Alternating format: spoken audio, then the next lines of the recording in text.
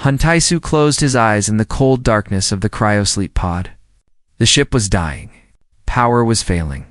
Someone had to sleep, and he had raised his hand first. His commander Yoon Gi-won had argued with him for 10 minutes.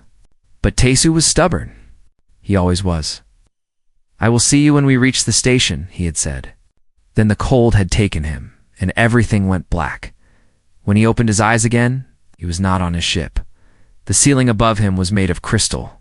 It glowed with soft blue light, like the inside of a frozen waterfall. Silk sheets covered his body. They were silver and smelled like flowers he did not recognize. The air was warm and sweet. Too sweet, Taesu sat up fast. His heart was beating hard. This was wrong. Everything was wrong. The room was enormous. It was bigger than his entire family apartment back in Busan. Strange plants with glowing leaves grew in tall pots along the walls. The floor was smooth white stone. In the distance, he could see windows that showed a purple sky filled with 3 moons. He was not on Earth. He was not on his ship. He was somewhere else entirely. Before he could move, a door opened. Figures entered the room. They were tall and thin, with silver skin that seemed to shine from inside. Their eyes were large and dark like pools of black water. They wore long robes of deep blue, and they moved without making any sound. They bowed to him. All of them, at the same time. Taesu stared at them. "Where am I?" he asked. His voice came out rough and dry. "Where is my crew?" The silver beings did not answer. They only bowed lower than she entered. She was taller than the others. Her skin was the color of moonlight, and her eyes were violet, bright like stars. She wore a crown of crystal on her head, and her robes flowed behind her like water. She moved with the grace of someone who had never been afraid of anything in her entire life. She stopped at the foot of his bed and looked at him. Her face showed no emotion. It was beautiful, but it was cold, like a statue carved from ice. "You are awake," she said. Her voice was soft, but powerful. It filled the room without effort. "Good.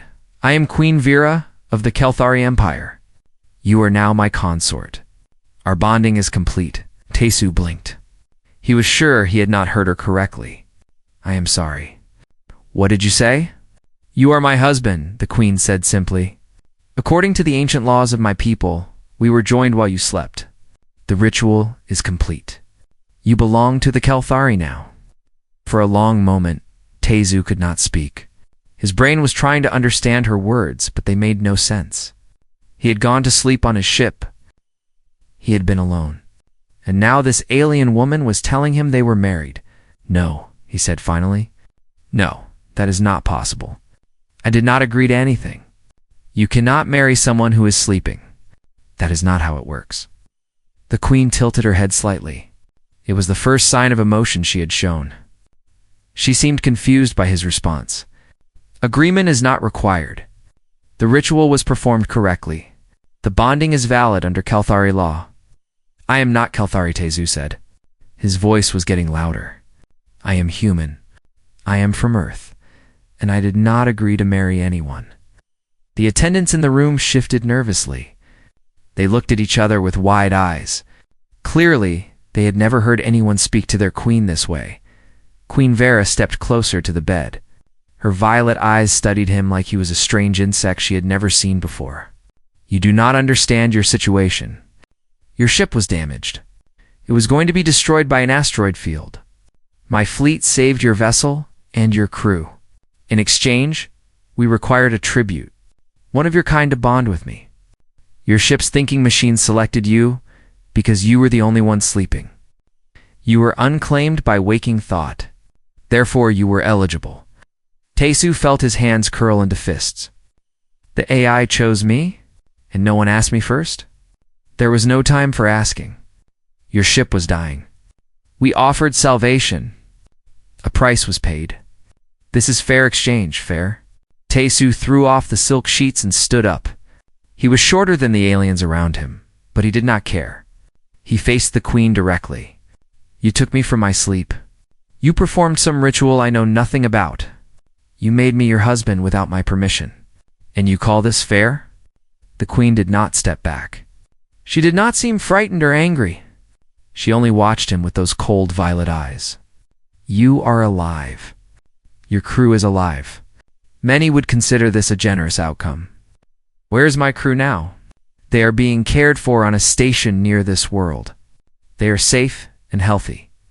They will be returned to your planet when repairs to their ship are complete. And me. Will I be returned to? For the first time, something flickered across the queen's face. It was too fast for Taesu to read. No, she said quietly. You will remain here. You are my consort now. Your place is beside me. Taesu laughed. It was not a happy laugh. It was the laugh of a man who could not believe what he was hearing. You really think I am going to stay here? You think I am going to play husband to an alien queen who kidnapped me in my sleep? I saved your life. You stole my life. Silence fell over the room. The attendants looked like they wanted to disappear into the walls. No one had ever spoken to Queen Vera like this. No one in the entire history of the Kelthari Empire. The queen stood very still. Her expression did not change, but something in her eyes shifted. It was small, barely visible. But Taesu saw it. She had not expected him to say no in all her centuries of life. Ruling over billions of souls across 1,000 worlds, no one had ever refused her. No one had ever stood before her throne and said the word she had never heard. No, and here was this small, strange creature from a primitive planet. Wrapped in her finest silks, standing in her royal chamber, and he was telling her no.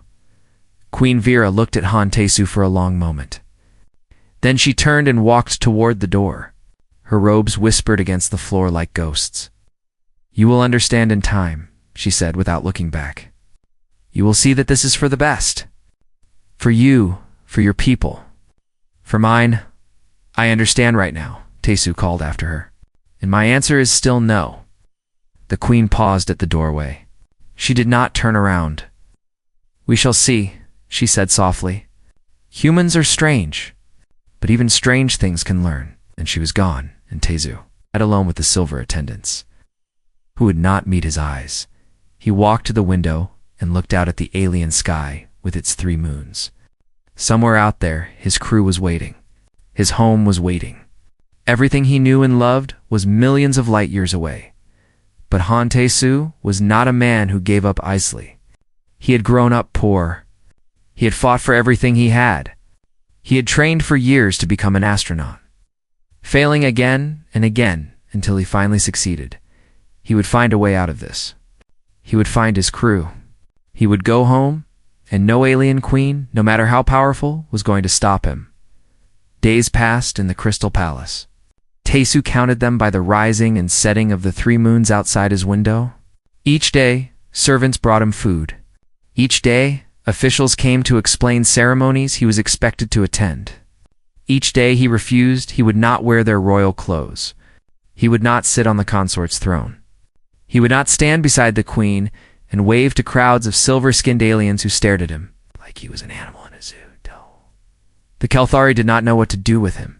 In their entire history, no one had ever refused an honor from the queen. It simply did not happen. Their society was built on order, on duty, on accepting one's place in the grand design of the empire. But Taesu was not Kelthari. He was human, and humans, as the aliens were learning, did not follow rules they did not agree with. He spent his days exploring the parts of the palace he was allowed to enter. The guards watched him but did not stop him. He was a prisoner, yes, but he was also the queen's consort. They treated him with careful respect, even as they made sure he could not escape.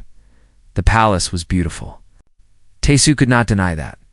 Every wall was carved with delicate patterns. Every room was filled with art and music and light. The gardens were full of plants that sang when the wind touched them. The fountains flowed with water that glowed in the dark. But something was wrong. Taesu noticed it slowly. In small details, the servants moved like ghosts, silent and expressionless. The guards stood at their posts for hours without moving, without speaking, without even seeming to breathe. The nobles he saw in the hallways walked past each other without greeting, without smiling. without any sign that they recognized each other at all. The Kelthari were beautiful, but they were empty. One evening, Taesu found himself in a great hall filled with paintings. They covered every wall from floor to ceiling. Thousands of them, showing scenes from Kelthari history. He walked along the rows, studying the images. The oldest paintings were full of life. They showed battles and celebrations, love and loss, triumph and tragedy. The Kelthari in these ancient pictures looked alive. Their faces showed emotion. Their bodies moved with energy and purpose. But as he walked further, the paintings changed. The colors became softer. The expressions became calmer. The scenes became more peaceful, more ordered, more still. The newest paintings were almost empty. They showed Kelthari standing in perfect lines, their faces blank, their poses identical. There was no conflict, no passion, no life. You see it. Taesu turned. Queen Vera stood behind him. She was alone, without her guards or servants. In the dim light of the hall, she looked less like a queen and more like a ghost. "What happened to your people?" Taesu asked. The queen walked slowly along the wall of paintings. Her fingers brushed against the frames. "We evolved," she said quietly. "Long ago, we were like you, chaotic, emotional, violent. We fought wars. We loved and hated and feared. We were alive." She stopped in front of an old painting. It showed a Kelthari warrior woman with fire in her eyes and a sword in her hand. But we grew tired of the chaos. We used our science to calm our minds, to remove the parts of ourselves that cause pain, anger, fear, jealousy, grief. We cut them all away. One by one, you made yourselves peaceful, Taesu said. We made ourselves dead. The queen's voice was bitter. We did not understand. Those emotions you humans find so troublesome, they're also the source of everything good. Passion, creativity, love, hope. When we removed the bad, we lost the good as well. She turned to face him. In the shadows, her violet eyes seemed darker than usual. Our birth rates began falling 5,000 years ago. Each generation is smaller than the one before. Our scientists create nothing new. Our artists only copy old works. Our soldiers have forgotten how to fight. We are a dying people, Taesu. Beautiful and eternal and completely dead inside. Taesu did not know what to say. He had expected many things from the alien queen: arrogance, cruelty, cold calculation. But not this. Not sadness. Not despair. There is an ancient prophecy, Vera continued. It says that when the Kelthari stand at the edge of extinction, they will be saved by an ember species. A young race, full of fire and chaos. A race that will teach us to feel again. Humans, Taesu said slowly. You think humans are this ember species? I do not think. I know. Vera stepped closer to him. When our ships first detected your little planet, our scholars were amazed. You have existed for such a short time. You are weak and small, and your lives are brief. But you feel everything. You love with all your hearts. You rage and weep and laugh. You are everything we have forgotten how to be. So you kidnapped me to save your empire. I bonded with you to save my people. His voice was firm. One human joined with the Kelthari bloodline. Your emotions, your passion, your fire, passed down to the next generation. It could change everything. It could save us. Taesu looked at her for a long moment. He understood now. He understood why she had done what she did. She was not evil. She was not cruel. She was desperate. She was watching her entire civilization fade away, and she was willing to do anything to stop it.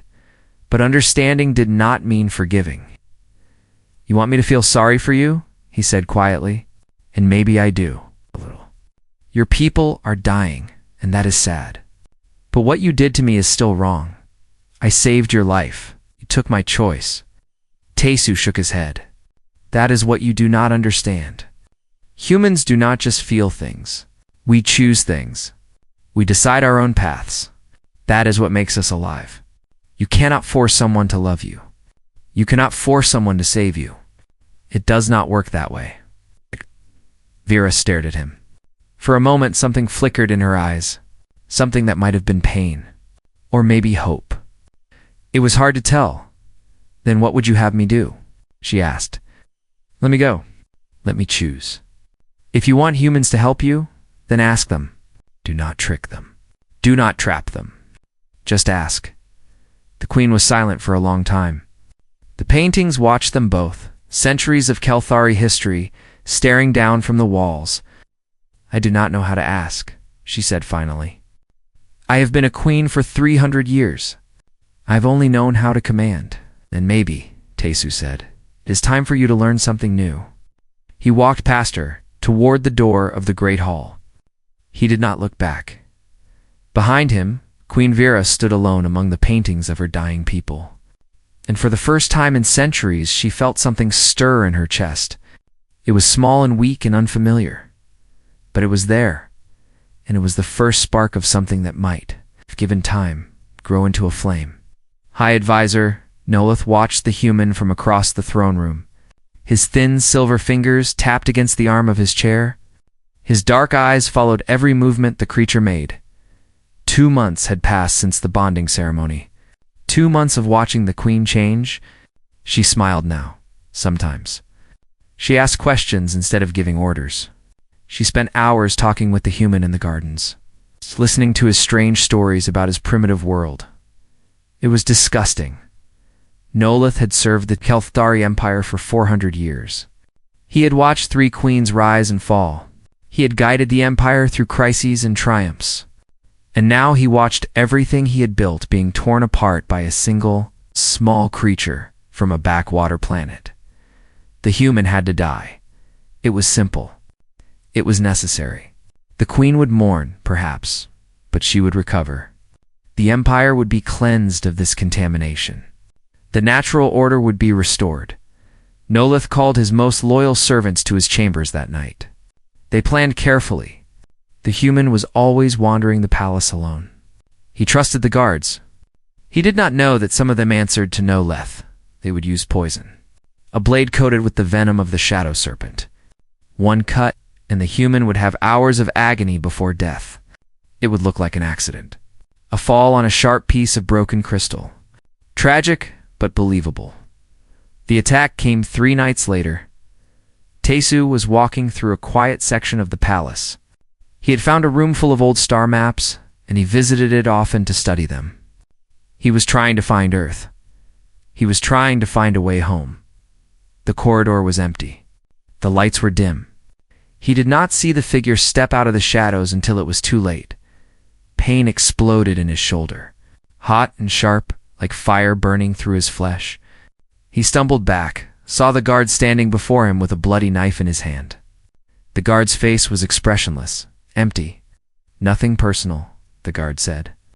Orders from High Advisor Nolith. You are a problem that must be removed. Tesu pressed his hand against his shoulder. Blood poured between his fingers. The pain was incredible, worse than anything he had ever felt. His vision was already starting to blur at the edges. The poison was working. The guard turned and walked away. He did not bother to check if the human was dead. Why would he? The venom was absolute. No creature in the known galaxy had ever survived it. But the guard did not know humans. Tesu fell against the wall. His legs wanted to give out. His body wanted to surrender. The poison was spreading through his blood, turning his veins to fire. Trying to shut down his heart, he thought about lying down. He thought about closing his eyes. The pain would stop if he just let go. It would be so easy. Then he thought about his crew. About G1 waiting for him on that station. About his mother back on Earth, who still did not know where he was. About all the people who were counting on him to come home. No, he pushed himself off the wall. One step, then another. His vision was almost completely black now. He could barely see the corridor in front of him. But he kept moving. The Queen's chamber was 3 miles away. He knew the path by heart. He had walked it many times, going to refuse another ceremony or reject another gift. Now he walked it with poison in his blood and death chasing close behind.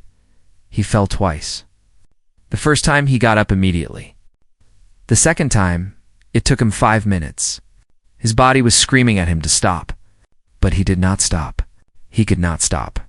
Humans did not stop. When he finally reached the Queen's door, he could no longer feel his legs. He could no longer feel anything except the fire in his shoulder and the iron determination in his heart.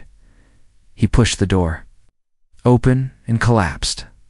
Queen Vera was at his side in an instant. Her hands touched his face, his shoulder, his chest. Her violet eyes were wide with something Tezu had never seen in them before. Fear. Guards. She screamed. Physicians now. Nolith? Tezu whispered. His voice was barely a sound. The High Advisor.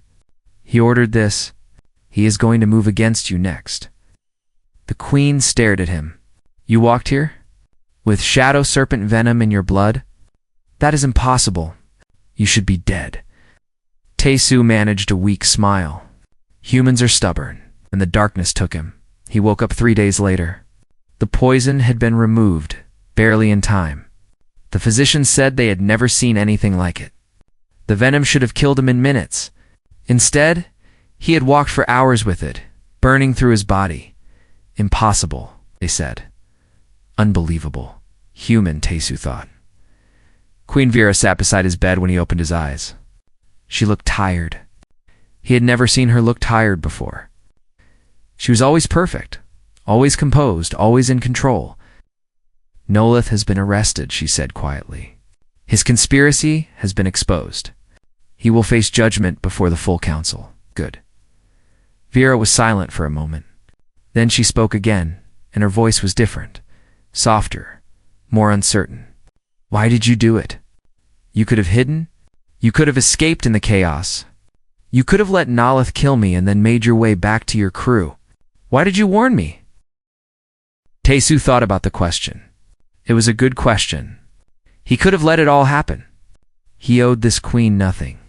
She had kidnapped him, forced him into a marriage he did not want. He had every reason to hate her, but he did not hate her. Not anymore. You saved my crew, he said finally. Whatever else happened, you saved their lives. I do not forget things like that. That is all? Just repaying a debt? Tezu looked at her. Really looked at her.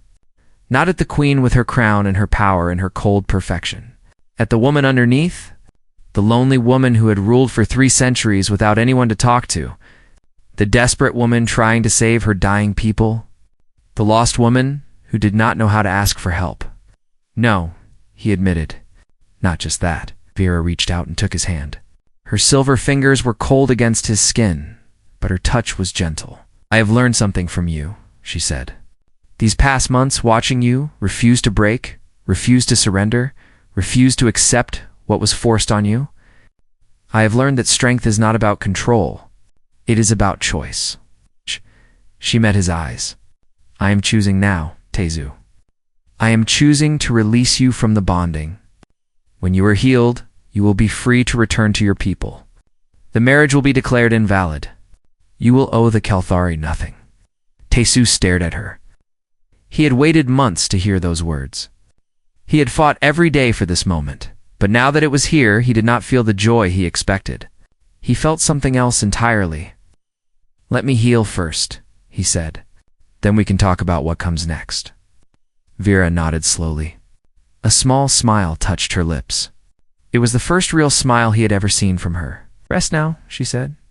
You humans are stubborn, but even stubborn creatures need time to recover. She stayed beside his bed as he slept. And when the nightmares came, when the memory of the poison made him cry out in the darkness, her hand was there to hold his. Something had changed between them. Neither of them knew exactly what it was yet, but it was a start. Tezu's wound healed slowly. During his recovery, something strange happened. The Kelthari became curious about him. They had watched him refuse their queen for months. They had seen him survive poison that should have killed any creature in the galaxy. They had heard stories about his stubbornness, his defiance, his impossible determination. And now they wanted to understand. Scientists came to his room with questions about human biology. Why did humans heal so fast? Why did their hearts beat so strongly? Why did they not give up when logic demanded surrender? Engineers came with questions about human technology. How did Earth build machines with such limited resources? How did humans solve problems without perfect data? How did they innovate when failure was almost certain? Artists came with questions about human creativity. Why did humans make art that caused pain? Why did they tell stories without happy endings? Why did they create beauty from suffering? Taesu answered them all. He told them about Earth, about his people, about the strange and wonderful and terrible things that made humanity what it was. He told them about war and peace, about love and loss, about the endless struggle to survive on a small blue planet in a vast and uncaring universe. The Kelthari listened, and slowly something began to change. When Taesu was well enough to walk again, Queen Vera took him to a workshop where Kelthari engineers studied broken machines. For thousands of years, they had preserved ancient technology without improving it. They had forgotten how to create. Taesu looked at their machines and saw a dozen ways to make them better. He did not have their science or their tools, but he had something they had lost: the ability to look at a problem and imagine a solution that did not exist yet. He worked with them for weeks. Together, they built things the Kelthari had not built in millennia. New engines that were faster and more efficient. New communication devices that worked across greater distances. New medical tools that could heal injuries they had accepted as permanent. The engineers were amazed, not by the technology itself, but by the process. Taesu did not wait for perfection. He tried things that might fail. He made mistakes and learned from them. He laughed when experiments went wrong and celebrated when they went right. "You treat failure as a teacher," one engineer said, wonder in her voice. "We treat it as an enemy to be avoided." "Failure is how you find success," Taesu replied. "If you never fall, you never learn how to get back up." Word spread through the empire. Young Kelthari began visiting the palace, hoping to see the human who made machines and told jokes and refused to be afraid. They watched him play games with the servants, competitions where someone won and someone lost. They had never seen such things before. One day, Taesu heard an unfamiliar sound from the gardens. He followed it and found a group of young Kelthari gathered around a fountain. They were laughing. Actually laughing, their faces bright with genuine joy. He found Queen Vera watching from a balcony above. There were tears in her eyes. "How long has it been?" Taesu asked quietly. 400 years since I heard that sound in this palace," she whispered. I had forgotten what it was. The changes spread beyond the palace. Artists began creating new works instead of copying old ones. Scientists proposed experiments that might fail. Soldiers trained with renewed energy, competing against each other instead of going through empty motions. But not everyone welcomed the change. Nolith had been arrested, but his followers remained. They watched the transformation with horror. The human was corrupting their perfect society. He was undoing thousands of years of careful evolution. He was turning the Kelthari into something chaotic and unpredictable and alive. They planned their move carefully. Nolith's trial was scheduled for the end of the month.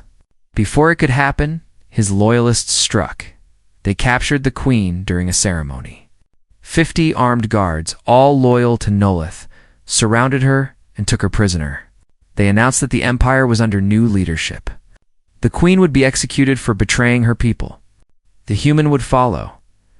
Taesu heard the news from a young servant who came running to his workshop.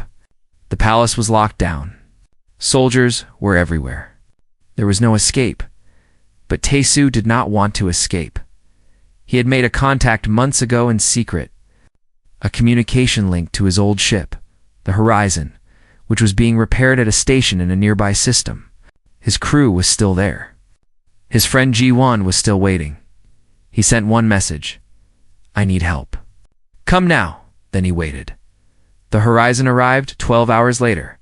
A single human vessel, small and battered, appearing in orbit around the Kelthari homeworld. The Imperial fleet moved to intercept.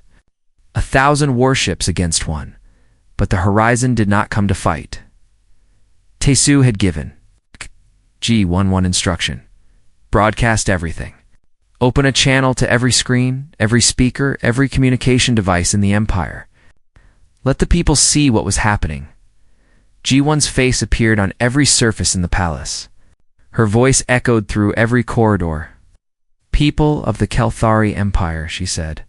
I am Commander Yun, G1 of Earth. I bring you a question from my crewmate, Han Tesu. The broadcast switched to Tesu's face. He stood in his workshop, surrounded by the machines he had helped create. His expression was calm but determined. You do not know me? He said. I am just a human, a small creature from a small planet. But I have lived among you for months. I have seen your beauty and your pain. I have watched young Kelthari learn to laugh again. I have seen artists create new wonders. I have witnessed the beginning of something amazing. He paused, looking directly into the camera. The people who took your queen want to stop this. They want you to go back to the way things were. Silent, perfect, dead. They are afraid of what you are becoming. His voice grew stronger. But I have a question for you. Do you want to fade away in comfort? Or do you want to live? Across the Empire, billions of Kelthari watched their screens. They saw the young ones who had laughed in the gardens. They saw the engineers who had built new machines. They saw the artists who had created new beauty. And they chose in the palace. The guards holding the queen began to receive messages from their families, their friends, their communities. Put down your weapons. Let the queen go. We choose to live. One by one, the soldiers lowered their arms. Nolith's followers watched in disbelief as their army melted away. The Kelthari people, who had not made a collective choice in thousands of years, were choosing now. They were choosing change. The queen was freed. Nolith's followers were arrested. And in orbit above the planet, the crew of the Horizon watched in amazement as 1,000 Kelthari warships sent them a single message. Thank you. Tesu stood on the palace balcony that night, looking up at the three moons. Vera stood beside him, her silver hand touching his. Your people chose, he said. They chose for themselves, because you showed them how. She turned to look at him. You could go home now. Your ship is here. Your crew is waiting. Nothing is stopping you. Tesu was silent for a long moment. He thought about Earth, about his mother, about the life he had left behind. Then he looked at Vera, at the Empire that was just beginning to wake up, at all the work that still needed to be done. Not yet, he said. I think I will stay a little longer. Vera smiled. It was the brightest smile he had ever seen from her. Good, she said, because I was not ready to let you go. The days after the failed coup were chaos. Beautiful, wonderful chaos. Nolith and his followers faced trial before the full council. For the first time in Kelthari history, the trial was broadcast to every corner of the Empire. The people watched as evidence was presented, as arguments were made. As justice was debated openly, Nolith stood before the council with his head held high. He was unrepentant to the end. I tried to save our people, he declared.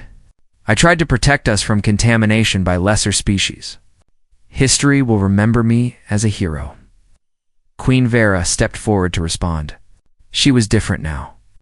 There was fire in her violet eyes that had not been there before. History will remember you as a coward, she said. You feared change because you could not control it. You feared life because you had forgotten how to live. But our people have remembered. They have chosen, and they have chosen to grow. Nolith was sentenced to exile on a distant moon, not death. The new Kelthari did not believe in execution, but permanent separation from the Empire. He had tried to freeze in time as the guards led him away. Nolith looked at Tesu one final time. This is not natural, he said. You have corrupted us. You have made us weak. Tesu shook his head. I have made you alive. There is a difference. After the trial, the real work began. Queen Vera announced the formation of a new council that would include voices from all levels of society. Young Kelthari, who had been ignored for centuries, now had seats at the table. Artists and scientists and ordinary citizens could speak directly to their leaders. The Empire began sending missions to neighboring systems, not to conquer, but to trade, to learn, to connect. They encountered other species, and for the first time in thousands of years, treated them as equals rather than inferiors. And at the center of it all was the postal relationship between the Kelthari and humanity. The crew of the Horizon became the first human ambassadors to an alien civilization. G1 stayed in orbit, coordinating communications with Earth. Other crew members moved to the planet's surface. Living among the Kelthari, sharing knowledge and culture, Earth received the news with a mixture of wonder and fear. Aliens were real.